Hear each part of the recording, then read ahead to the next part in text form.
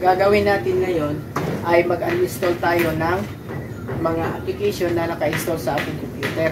Ito ay para lamang sa mga hindi pa marunong i-uninstall kung ano yung mga program na nasa loob ng kanilang computer. Kaya, gusto mong matuto? Pagmasdan mo to at ituturo ko sa iyo kung paano. I-type lang natin sa ating search bar ang control panel.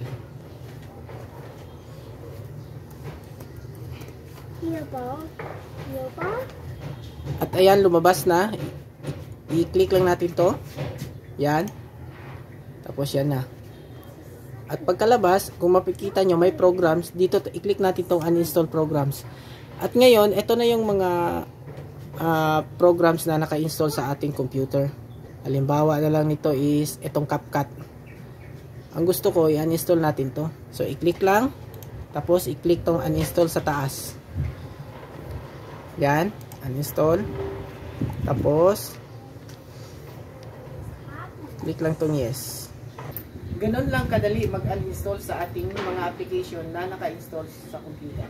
Kaya kung gusto mong matuto, samahan mo ko at mag-comment ka dito dahil gagawan ko ng panibagong video. Salamat!